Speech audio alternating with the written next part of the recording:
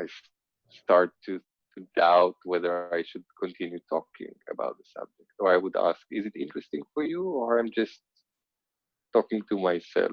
I feel it's a big responsibility of two adults when they decide to dedicate time to sit together and talk, because each one of them can do other things. So if one of the speakers is not being listened to, maybe they should do something else. And even if they are a married couple, somebody is sitting with his wife and he said, la la la la la la la la la, something happened to me today at work, and I want to tell you about it for half an hour now. And you say, let's do it in 5 minutes, but not as a let's cut everything that you feel I'm not interested in you, but let's try to understand that this is the evening now and you're a bit full of emotions and you want to calm down, but I'm also full of emotions as a man that doesn't want to share them but needs to process them. And I need this half an hour to calm down also. And many people in relationships, they say, oh, she needs to talk, so I need to listen. It's not how it works. It's creating a lot of tension between people. I think if we could learn how to communicate, a woman needs to learn a little bit how to communicate like a man, and the man needs to learn how to listen like a woman a little bit. But he cannot be a woman. He cannot enjoy half an hour of talking about what happened to you at work today, because he is built differently. And a woman is built differently because she doesn't need solutions. Many people say, oh, you're disturbed. Maybe I can make you something. I can make you happy. No, I am now a woman. I need to be disturbed now. I don't want you to solve it or change it. I just need you to understand I am disturbed. That's it now. And I will enjoy my mood as long as it takes. I don't want to talk. I don't want to music. I don't want sex. I just want to be disturbed now. So I say, if that's the situation, two people should separate physically and rest in different corners of the house until this mood is over. And sometimes it's over after 20 minutes or 5 minutes. Instead of crying and talking, and the husband is sitting, is she going to talk more? I don't know. I don't know when it's gonna end. Then, oh, she's crying. Oh shit! I didn't listen. What did you say? You're not listening to me. It's like, it's creating a lot of tension, and it's always the same source of human misery, that we don't communicate. We are lacking. We don't have enough vocabulary to communicate the feelings and the emotions that we have inside. And I truly believe that our ancestors, under the influence of mushrooms, were using telepathy so easily. And when the mushroom disappeared, like Terence McKenna says a lot in his talks, the communication disappeared. And so we invented language. And then many people don't study the language. They have, you are right, I'm good, give me a point, how much is it? And that's it. They don't have vocabulary, a lot of people. And they have the emotions and they feel them, but they have, you're right, I'm here, good. They don't have enough language. And that's a barrier that, creates aggression and violence and addiction and a lot of stuff in the world. So instead of forcing people into language, force them into communication.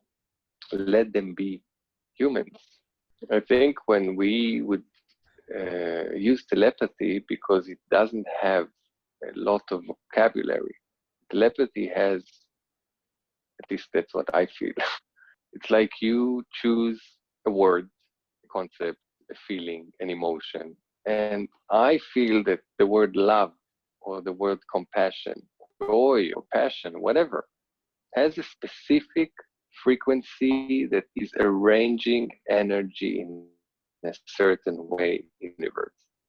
And when this frequency hits matter or hits or go through a living being, it is doing something that this frequency does.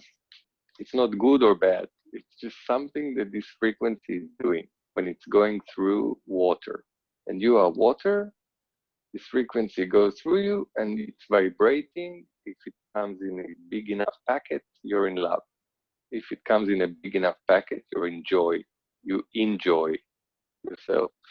Generate vibrations that create joy, passion, love, compassion, creativity. Those, learn them, use them, vibrate in them, and you will be them.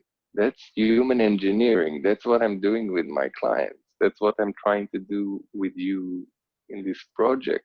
People don't know how to reprogram their DNA. They think they need to plug a USB into the brain and to do some kind of science fiction. But we can't do it yet. And we still want to. So I'm saying until the machines would be able to do it easily, let's see what needs to be done. Even if it means that you need to write the word love, put it on the door. You need to write the word joy, put it on the mirror. You need to take the word passion, put it near the bed. I don't know if it works for you. If you can't create those vibrations naturally, put them in your life. Because each word, again, as I understand it, each word in your language that you understand encapsulates, like it has the potential to be that if it's in the right intention, with the right tone, with the right attitude. You know, when you say love, it's not like you say car. It can sound similar, but it doesn't have the same meaning for you. You know? Or even if you say food, or you say entrecote, you know, it's different.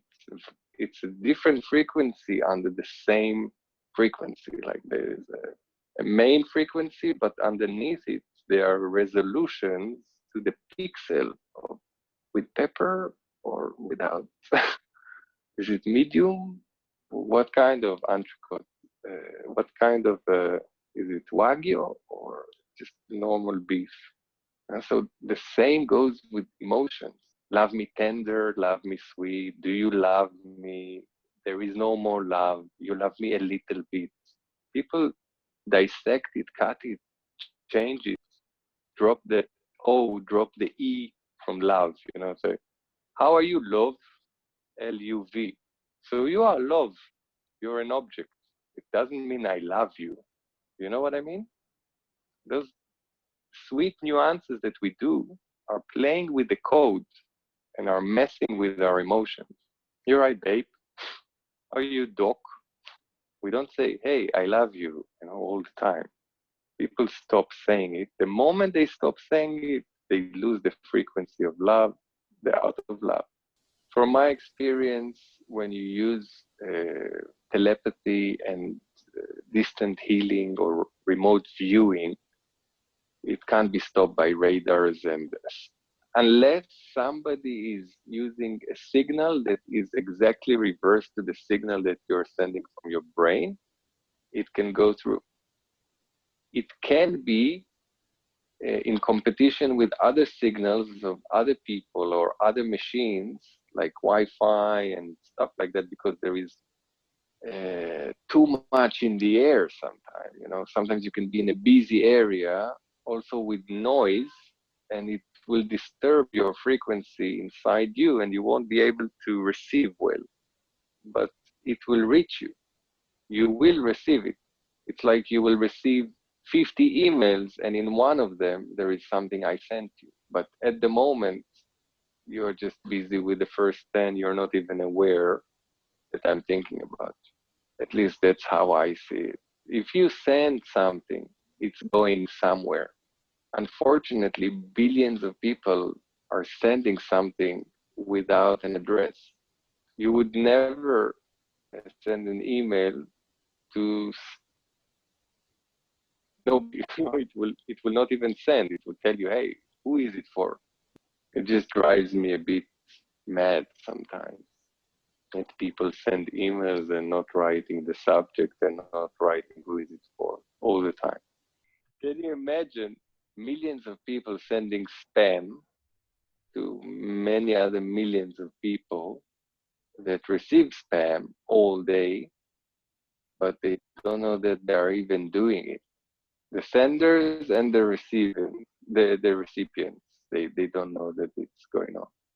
But they do say, I'm more tired, there is more noise, there is sound pollution, there is too much information on my phone. This is they complain, but they don't understand that it's really, it gets to them. It's inside them. It's vibrating inside them, all this data, all this soup of frequencies. Water can be programmed very easily. If you don't trust yourself to program yourself, you have to trust the water to help you to program yourself. The way you do it, you need good water, or if you don't have, you need to filter them either with a plastic filter, a carbon filter, or a special filter if you live in a bad water area. And then you have good water. When you have good water, you have to drink 2 to 3 or 4 liters a day, depending on your activity. You can say those things to the water and drink them. And then this, like you say, love, and you drink, or you say abundance, and you drink, and you say joy, and you drink. And you don't even have to say it out loud. It's a good practice, but you can say it in your heart. Say love. And then you would notice after very quickly it happens that water organized because you said it, because you put your intention in it on love, you drink it, it goes through your body and it's changing the frequency in your body. It changes your mood. It changes the way you think because water carry the signal and water is responsive to us. We are water. If you love someone and they say, oh, I feel so nice, in their water, they feel this vibration and they are feeling great because they got love in their water. Put the love in the water and drink it. But you have to drink it every hour. So every hour you drink love, or if you need compassion, or if you need, I don't know, sensitivity, or even concentration, you put concentration in the water and you drink it. Try it. It works. And if you want to see how it works, do it on ice. I take water, I put it in a bowl that I have that makes ice. It has a hole. I fill it up and I think love or compassion and I put it in the freezer. And then I open it and I put it in a glass and I see the difference in the shape of the ice between love, compassion, freedom. They freeze differently. And then I drink them. You have to try it and tell me how it worked. It's been a long talk, man. And I'm very pleased that we are still, not that we are still, that we are communicating. Send my love to you and to your son and your wife. May you all be healthy and feeling joy.